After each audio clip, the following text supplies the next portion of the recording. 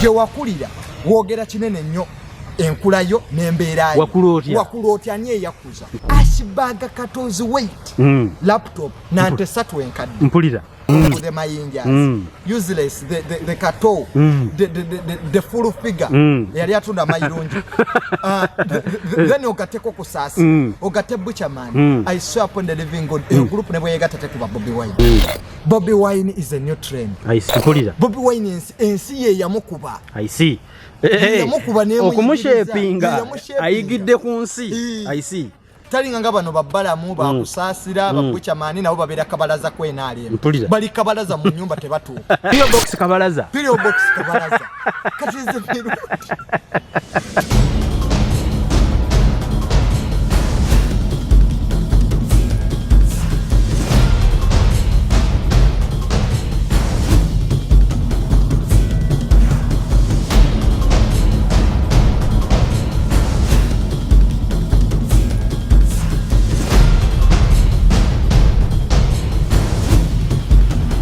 Mirundi soko obuze kuba kulaba abantu no bakuwagidde kubanga buli abadde awulira ku stress mu mbeera ya karantini eno nga mbuuza naye utira omusajja yatukakka yange birowoozo notussaamu essuubi aliwa abantu bagambe nti oli tovanga mu ggwanga abawagizi baffe abatulaba mwebale okuwagira omukutu gwaffe guno Tamale Emirundi official mbaagaliza emirimu mitonotono gye mukola badde wendi nga ndi nnyo mu activities za people power nkyukakyuka ey'abavubuka okujja mu Uganda ate sebo nenkwebaza gwomu ku bannamawulire abatini ennyo be twasigaza abaleeta ebintu ebiyamba abantu n'okuzimba eggwanga lyaffe mwebale okwagala puroguramu zaffe Mirundi Junior ekituleese olunaku olwaleero nsonga za people power kankubadde tuli mu mbeera eno naye ate tulina omutimbagano ogwa people power ogwajja ennaku zino ng'ekindeese nawulidde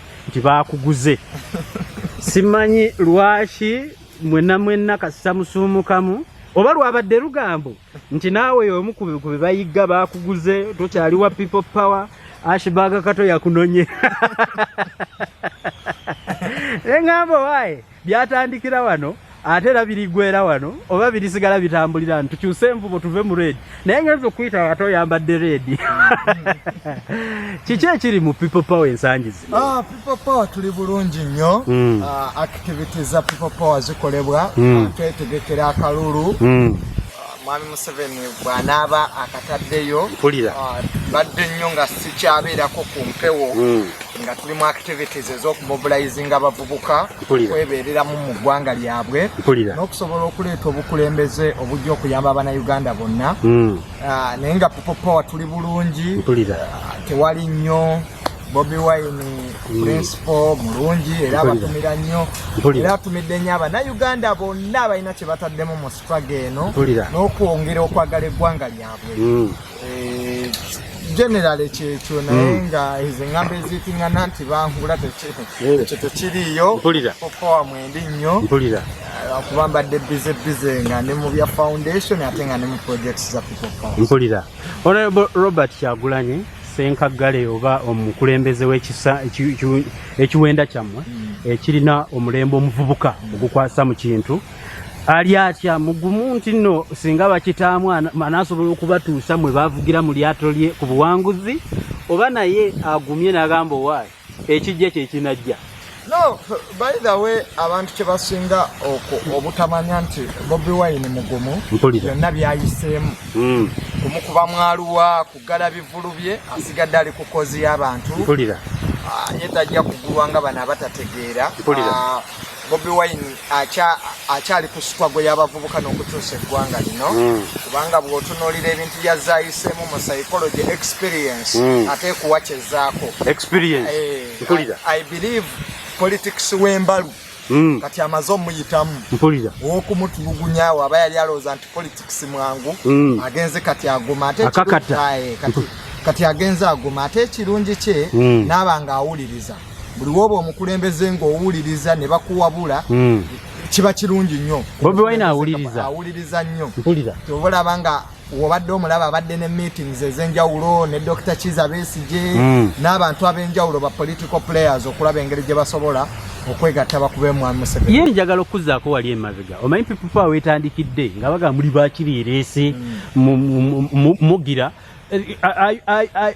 What has changed really? Kubanda ennaku zino People Power is becoming the talk of the day. Do you think Ugandans take you serious? Ngabagamba muli bakireerese. Do you really think that Ugandans take People Power serious? Ekimatalinga mu bululu mu democracy are people. I see. Be bantu. Mpulira. So government kireerese lwaki omugana okuyiira. Mpulira. Talina makulu. Kati ate bakireresi n'otukango yagala kubagula. Mpulira. If you come to an argument the state is buying, recruiting people from the kireresi aba People Power, the hooligans to come and help the state. It means the state yennyini yeveewo bahuliganye eggwanga balitwale maaso. Mpulira. Kubanga bw'oba ogamba nti ogula malaya nti mukazi wo tamanyi kufumba. Kati mukazi wo mugobe malaya yabajja kufumbi. That's the argument. I see. If you said People Power supporters are hooligans, Bobby Wine muyaye, you should go back to music. At this time you are recruiting the so-called hooligans. So you are trying to tell me that mwengeza kakati bajja. People Power gulinga muti. Mpulira. People Power gulinga muti gwe guliko ebibala. Guli ayagala ajja nakola ki? Ennaku zino buli anoonya ekibala ekyengedde ajja ku People Power. Naye ate waliwo ekisinza okundeeta ate n'ekisinza okuntabula omutwe ennaku zino. People Power people for sale because we are seeing so many people being bought out of People Power. I want to tell you that there was omuyimbi Ronald Mayinja n'akayimba ke bizeemu ng'awulira ebyalwanya Museveni byaddamu. Bwe yafuna akasente byavaawo tebyaddamu oba byakomakololo yazifuna. Ne tuwulira omuyimbi Catherine Kusaasira nga ye yali tali mu byakuyimba kaakati n'afuuka mugundiivu. Ne tucrossinga bangi the list is endless. I would talk about those kuba bensinga okumanya. Of recent abavubuka myaka jo ba activists nga waliwo omuvubuka gwe simanyi linnya lirya ddala nendoza yeekato eddala sibaja wagwanga ki oba linnya kiddala naye kato ndoza gobadde omumanyi mbadde mukolabu mwenna. Ndabanga People abavubuka abataliimu mpeke kubanga buli ddakiika waliyo omuntu agulwa mu People Power n'atwalibwa. Do you have a future with the trend of kugulwa anytime? No. Let us look at a scenario. It's not the first time abantu nga bava mu opposition nga beegatta mwenali. Mpulira. Omwami Kezaala yava mu DP ne bamuwa obwambassador. Mpulira. Ono wa DP Mama Mabira naye yagenda. Mpulira. Nakiwala Kinjo wa DP gwe badde gaba naye yagenda. Nazina amazina. Betty Kambi wa Federal Alliance. Yayembanga Federal Alliance. This is an imperialistic president naye yagenda. Mpulira. But I want to pose a question. Bano ba full figure ba Mayinja bashibaka kato they are useless ate tebagwa mu eri category. Mpulira. These ones went and they were assigned ebifo ebirimu amagezi. Mpulira. Look, tutandike kwa shibaka. I trying to tell you the banabagenda banashwala chini they had the capacity to fit in some position to serve national importance. Okay? But look at the second lot of the Mayinjas, useless, the Kato, the full figure yali atunda mayirungi. Then ogateko kusasi ogate Butcherman. I swear upon the living God a group ne bweyegata tekuba Bobby Wine. One Kato eyali asinga okubeera blogger nga bwe yeeyita mu Uganda. I didn't even know him. I got to know him yesterday when he was bought because I don't see Kato's importance in People Power. So yagamba nga blogger gwe nga tomumanyi. Nze nga simumanyi tu blog on what? N'ekigambo blogger nakyo kiruzinze meaning. I see. Kiruzinze meaning nga lwepo. I see. Because buli omu agamba bandwepinga. No wasa tumwena omukazi avana gaba amulwepo. The word ya blogging kankubuulire. Blogger abeera ne website ennene kwawandiika ebiwandiiko ebyamakulu nga byapudeetinga buli lunaku ng'era alina omukutu ogumanyiddwa almost ensi nti ebirowoozo bye biri trustworthy. Ashibaga Kato yabirina ebyo. Teyali blogger. Yali muwemuzi. Mpulira. Yali muvumi. But in psychology, when you want to analyze a person, there are two things we decide on. Nature and nurture. Mpulira. Je wakulira, wogera kinene nnyo.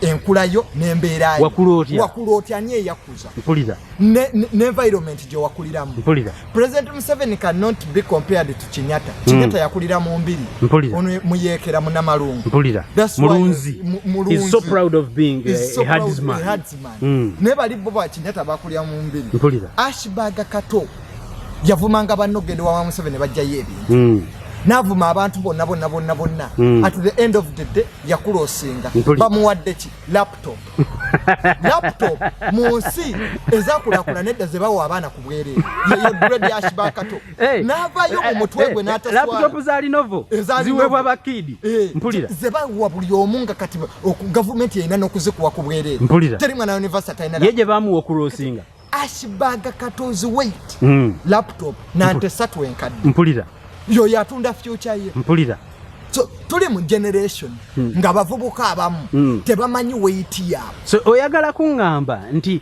omujiji guli ogwagulwa ate tegufaanana guno bano tebakuzibwa bano Ashbaga Kato yakulira wa mpulira is a desperate person I see wagende wa mwami Museveni ne yekubye ebifaananyi ne president aloza kya bbeeyi nnyo everyone can go to the president because he's a national president I see naye alivolism eri mu Uganda ey'abavubuka bwagende wa mwami Museveni n'amuwayo ente emu 2-3 nemubuuza gwa Ashbaga Kato n'obutasoma abwo n'obutabala abwo bano abasajja abakututte bayina bimeka debalamuza bakutwala bayina make Manchester bagagga bazibu ye buli wakuleeta n'olaga engalabi mu mawulire nga sente ziyiika ensi bwe n'atabuka gwa Ashbaga Kato ogenda gwe ng'ofuluma n'essimu ofuluma n'erinovo n'ente 3 kati eyo ono omugerageranya ku bannakiwala kiyingi mu public service waliyo erinnya lye Ashbaga Kato so some people are fools and I have used it intentionally. I see. The word fool kitegeeza nti osobola okuva mu state gy'olimu essaawa yonna. Mpulira.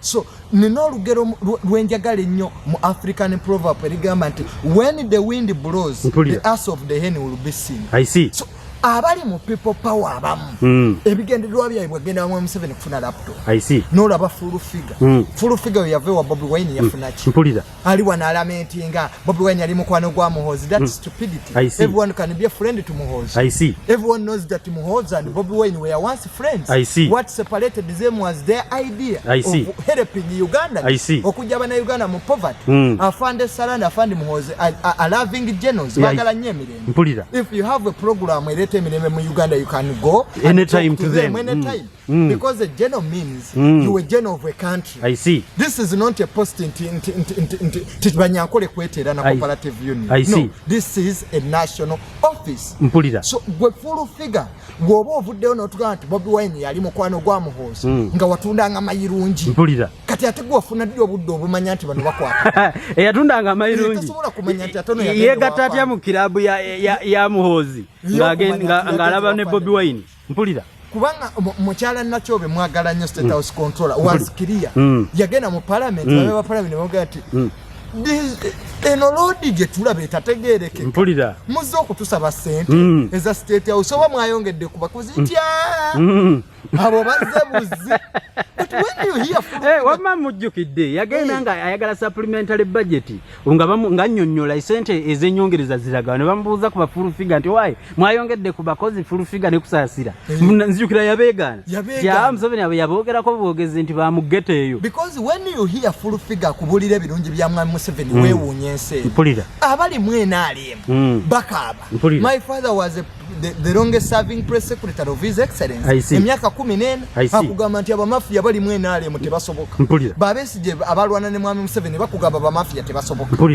mwami Mugisha muntu yali amekamanda akugamba nti kiri mwena alimu yakulira amaji akugamba nti NRM tekyasoboka kati bano atwala yengalabiye atubulira ebirungi bya mwami Museveni you can't be more holy than the Pope himself I see so bano bafulu figa bali mu liveries mu malo Ashbaga gwakwatala laptop nze mirundi mutawani wa mirundi ngompe laptop mwenyingire nale munente 3 enkadi mwina nte 3 mwina nte 3 myaka 3 mubye nte 3 zokka tumanyi bye bayina that's why is it okunkubira esimu bala mu okunkubira esimu nsoka kumubuuza manyi byoyina bala you're very rich man oli muzanyo kwago oli buloka but these people the Ashbaga Katos are being used mpulira so kusaasira oyinza n'okumusanga bali bagoba emmere mu Kampala bamwebuuza Buchaman ayinza okunsanga talina mmere. Mpulira. Nga talina mmere. Nya nsobola okumunoonyako Buchaman ndaba mu kalantini eno bayafuna kawunga. Nga talina mmere. Mpulira. So in absence of NRM kuba NRM yalina abantu abagezi. Mpulira. Bonna baasirika. Bambabazi. Na yali super minister nakugamba nti avuddeyo. Oloza bwe NRM temulimu bagezi. Mpulira. Mwebali ne bonna baasirika. Kubanga President Museveni NRM eringa train. Mwami Museveni ayimira ku bus station nagamba kati ntekemu musiruki. Nagamba no be baba. Muyingire. Tebamanya avuga alagawa. Mpulira. So before a full figure tells us the goodness of Mr. Museveni. Tayina kwerabira nti si yasoso kuberewa Mwami Museveni. So are you trying to dismiss that bano abaguliddwa mu people power tebalina mpeke oba tewaliwo nnyo kyamaanyi tebagenze nakyo naye gye balaze naye njagala okugamba mirundi politics is a game of numbers that full figure has one vote, Mirundi Junior has one vote, Ashibag Kato has one vote. In addition ku bululu obwo abantu bane bigambo ebyo boogera temulowooza nti biina abantu bibabajjako as people power mu struggle because an allegation or whatever it is full figure bwagamba nti twasinkananga ne Muhoozi oyo Bobi Wine byaliko naye mulimba tolowooza nti bibalina abantu bibatwalako mu busiraamu omutamiivu n'omusiriki tebajjirwako aya ya Kurani. Mpulira kuba batamiivu. Mpulira full figure tasobola kuveeno nga yali avuma Mwami Museveni. Mpulira nakulosi politics is about nomufuula reference is about trust. I see. Who are the people who are following full figure? I see. Who are the people who are following Ashibag Kato? I see. Bantu ki aba following Kusasi?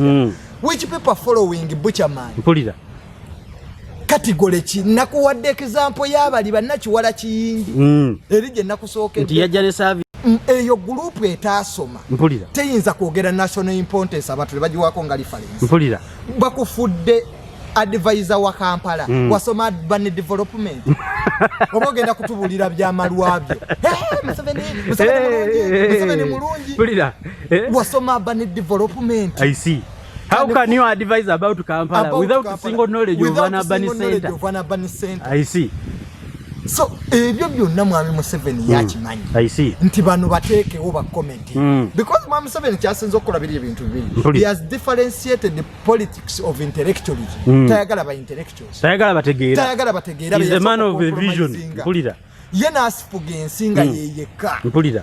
Buli mugazi ne bamu compromising ne bamuwa sente. Mpulira. Kati ensi nejjamu abatategeera. Mpulira. Ti omuntu abeera advisor wa president nga wakutte ba advisor ba Museveni n'obateeka wali. N'okwata n'abakinyatto dduka. Mpulira. Bano bafu nnyo. Nga kyekikuddusa. Anti bano tebategeera. Grade yentegeera. Mpulira. Before you advise Mr. Museveni, you are an advisor. You must be knowledgeable. I see. Because advising somebody means that means you have a lot of knowledge. About something. I see. So bano tebategeera tebali mu mpeke. Are you trying njagala ontegeeze Mirundi? As well you're dismissing those people.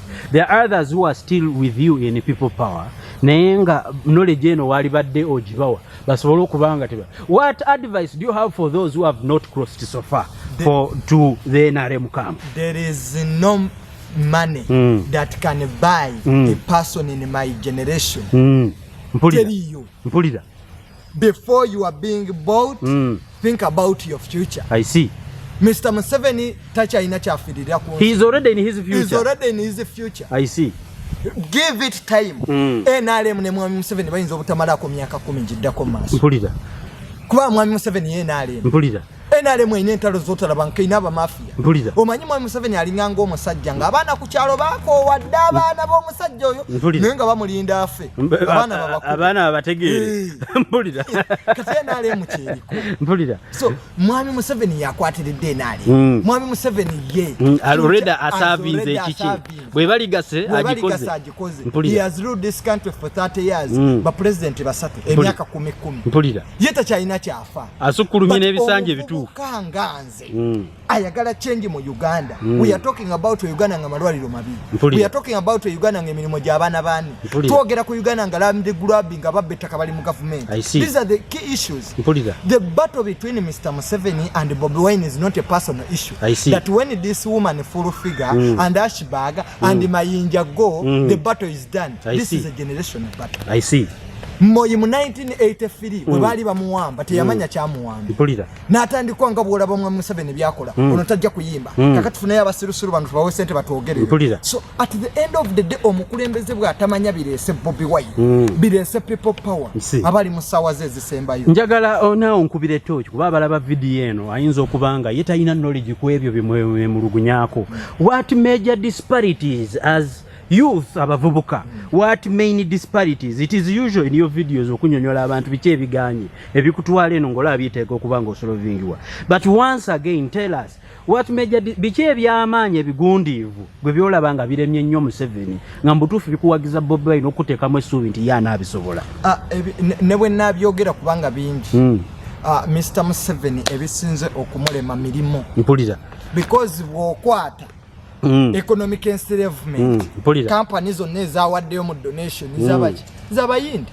foreigners so emirimu kikyali kintu kyamaanyi nnyo naye ne bwe tunaabyogera nti emirimu amasanyalaze enguudo amalwaliro twogera ku covid olwaleero nga 360 billions zayisibwa mu supplementary budget naye teziriko gula bitanda bw'okola audit mu ministry ya health ogweddalu olwaleero nga covid gwe batugamba gwe tulina abatwaka driver abavekenya it doesn't even reflect inland covid ali mu Uganda so mafialism eri mu government mwennyini nga eggwanga terina na mmere district 2 Wakiso ne Kampala ezitaweza milioni 3 nezikulema okuwa emmere oyo aba kyali mukulembeze nga ensendala zifuba okulanga ne wabweru zijjuzaawo ebitanda these guys failed to deliver naye obubinza obutaba bunafu bwa Museveni kuba yagibawa emmere naye yabalimu okutuusa don't you think it's a weakness of those that you were supposed to deliver ekyamukuba omusumaali speaker yennyini yavayo n'atugamba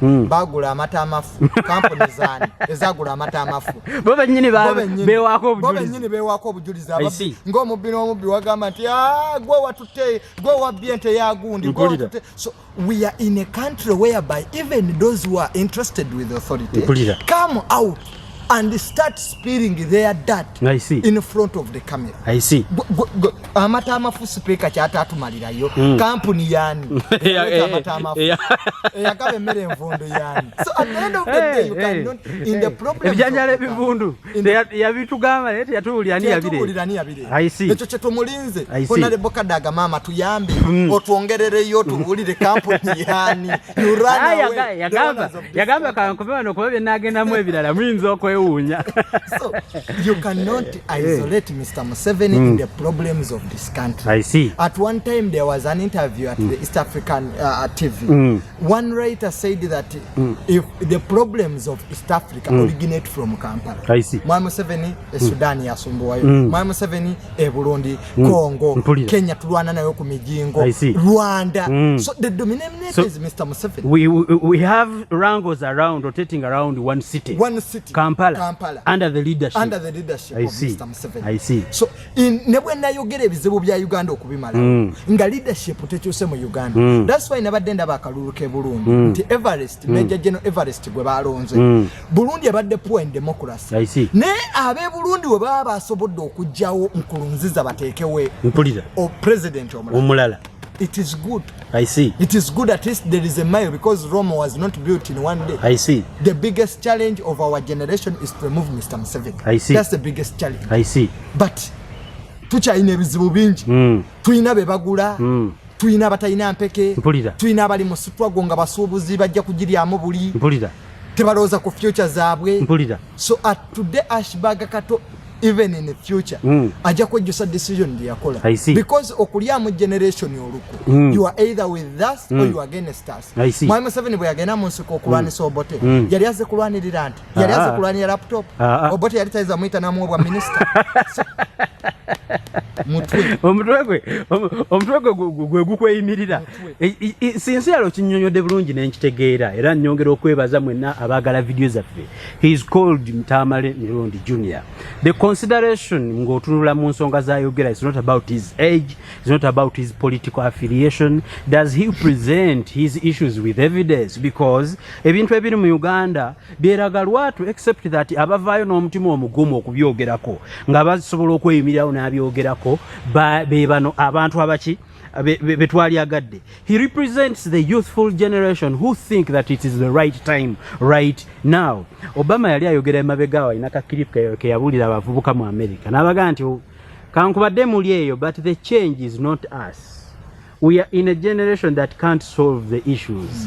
Nga current baina challenge generation yaba Obama n'abakulembeze ba Museveni bonna baina challenge nti mu bitabo byabwe tebakyalina kapya ke batuwa. He challenged us to come up like you have come up to provide solutions. I want you to paint for me a picture of Bobi Wine.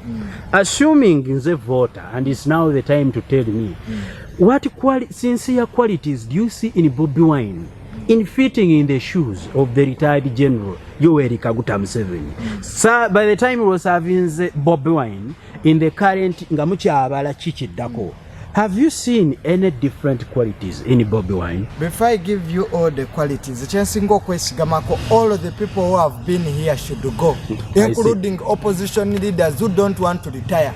When we are talking about dictatorial tendencies in this country, we are not only talking about Museveni as an individual. We are talking about member of parliament. Somebody made them parliament. I see.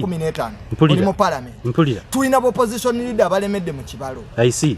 Because Uganda generation ya mwami Museveni yabatwalwa ne inogenda. That's why nze nina argument ye government standing ne Bobi Wine why nze tumukundo lwalero ne bwavayo mugisha muntu olwayo ne wavayo kano chiza besije ne bwavayo lwalero ntibagala kujja ko mwami Museveni. They are all students of Mr. Museveni. I see. You cannot hate a professor no yagala student way. I see. Because these they have one reference in their generation. I see. It's Mr. Museveni. I see. So you're trying to tell me that the mentor of all those people that are providing themselves for deployment is Mr. Museveni. They have been in by the moment you hate the teacher. By the time you hate the teacher, you should also hate the student. I see. Those, all of them who want to challenge Mr. Museveni, but the position of leadership. I see. What have they offered? Tumukunde was a minister of security. I see. People were dying here. The Jambias were everywhere. I see. Tumukunde was the minister of security. I see. If a docket of security, you failed to handle security, how do you hand you over to a full country? I see. How are we going to trust you with the country? I see. Kano Chiza Besigye just been there talking about the same issues. You have lost 4 times. You are now a perennial loser. I see. You should step aside. I see. General Mugisha Muntu being a commander at 26 years. I see. Ngoli ame commander okulira amaje. Lwaki tewamuwambirawo? I see. Why do you wait to first go out of the house with your woman and you start talking about the death of your husband? I see. So all of these are psychological games. Bobi Wine is a new trend. I see. Tabera ko mu government. Ekyo kimu Bobi Wine ensi ye yamukuba. I see. Okumushepinga ayigidde ku nsi. I see. Talinga nga bano babbalamu bakusaasira bakwica maani nabo babeera kabalaza ku NRM. Bali kabalaza mu nyumba tebatuuka. But when they come and talk about NRM, you can think that they are the politibulo, they are the implementers. Nabo basanga ku mulyango. Bwebongo bw'ekibiina kya Yero. Mukulu mwali bayite eno bayite eno. So abo tebalina kubuulira birungi bya Mwami Museveni. P.O. Box kabalaza. P.O. Box kabalaza. Kati is to go through Balam. To Gandhi see any person in the government. I'm not that class. I see. So babulira bali abatabimanyi. So Bobi Wine secondly is a musician. Music is music so important in politics. So important in politics.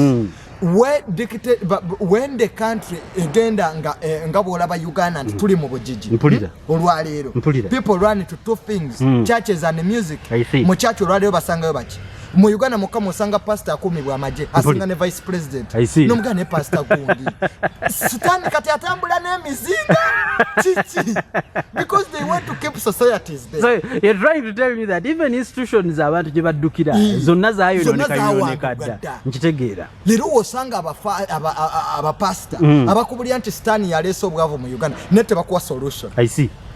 Tebogera kuli causes of poverty in this country. I see. Sitani yeyabba ennyanja n'agiteeka kamaje. Sitani yeyabbye za COVID. Sitani yabadde wano ng'agula binga ettaka ly'abantu. Is it Satan really eyakwata ebirombe bya golodi n'abitwala n'abinyaga ku bantu be mu bende mpulira. So It's about psychology. Kuba Machiavelli akugamba. Dictators create even their own religions. Not to be worshipped, but to use. So you think Bobby Wine, who is in your generation kind of thing, don't you think he will turn dictatorial?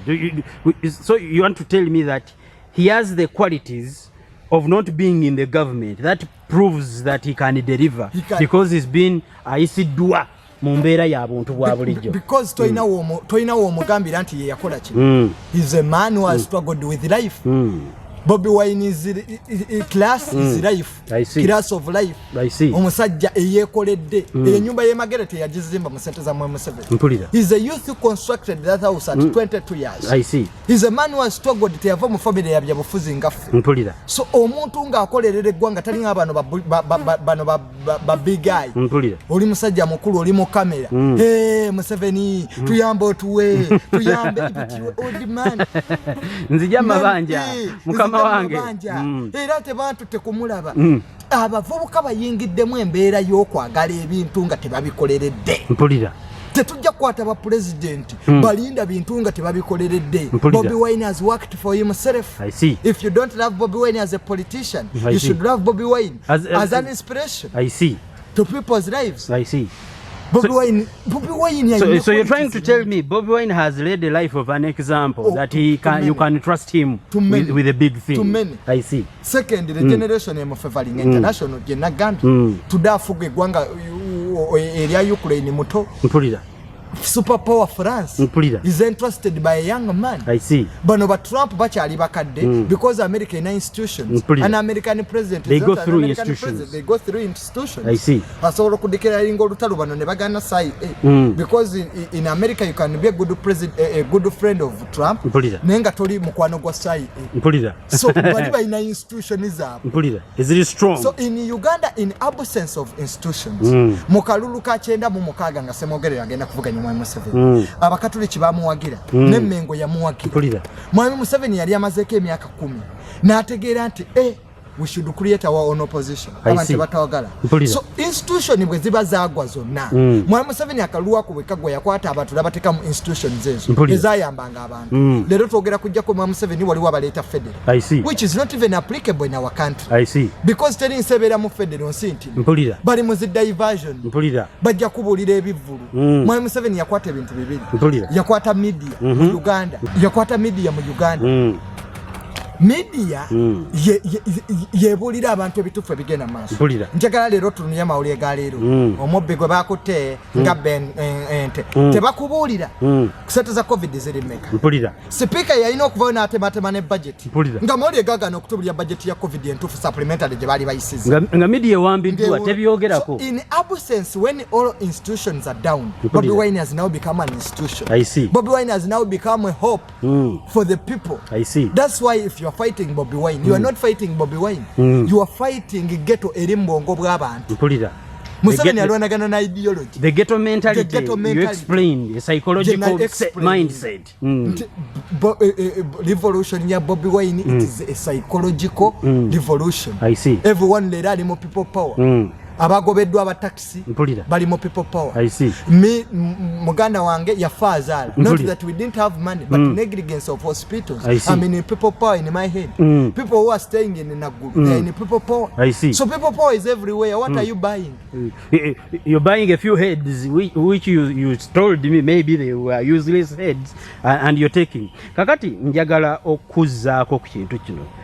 Do you kuba ne mu NRM eri ku mu ntebe mulimu abantu abato abali mu myaka gya Bobby Wine ng'aleete bali mu bifo oluusi ebiri influential mutwalidde ba minisita kati nga Kibuule, twalidde ba youth minister nga Nakiwala Kiyingi, mutwalidde ne ba mobilizers abali ku ground. Are you trying to tell me that NRM yo tesobola kufuna abantu bali mu kategore zammwe kusigala nga ekyatwala ekintu mu maaso? But don't you have trust in the youth, the young people who are still in the NRM? Don't you think they can provide a solution? The youth who are in NRM today you are talking about have been the aggressors to the people. I see. They are sleeping comfortable in their homes. They are not talking about things that are hurting the people. I see. They are the ones who are seated with Mr. Museveni and they are not advising him the truth. Bakola kumugamba nti muzeeyi beerawo. Kitambula. Sojifuze bulungi. Kitambula. Kastafu ne akake. Kastafu na akake. They have enslaved the people in elections by giving them mattresses and blankets. I see. Babagabira munyi. Mpulira. So a generation tojogerako yabadde ne Mwami Museveni. We need people who have been fighting for the rights of Ugandans. I see. Today we are talking about university students abamala okusoma ng'emirimu kyegiriwo. They are exported to Arab countries. I see. Ne company ezo exporting abaana mu mawanga g'Abarabu zaba minister. Mpulira. So the ministers we are talking about, kwa president yali akoze catchment areas za leadership mu Uganda. Nti mu America governor asobola kuba president. Can one LC1 oba LC5 asobola kuba president mu Gwanga lino? They are involved in stealing. I see. Buli diro jola babakobaka abantu mu ttaka. Signature y'abaana. Yaba LC, yaba RDC. Whereby we could build because Mwami Museveni kyasooka okutta the institution. I see. Eziyinza okuzimba abaana abato. Mpulira. Bota generation eggwanga oba olisi. Mpulira. Bwagende wa Bebekulu mu kivulo manyi abawa. Abawa mwenge. Kwamanyi batamivu tebategeera. Tebajja mmubuuza. Lole ya bia. Lero ya bia. Muletere mu kivulu ky'omusiraamu. Tebajja mmubuuza. Tebajja mmubuuza. Mpulira. Nti otugulidde omunyenkya tunaalyaki. Mpulira. Kakati bwafuna buno obwana bu ashbaga kato. N'abuwa laptop. Ne buddawo ne boogera ebirungi bye.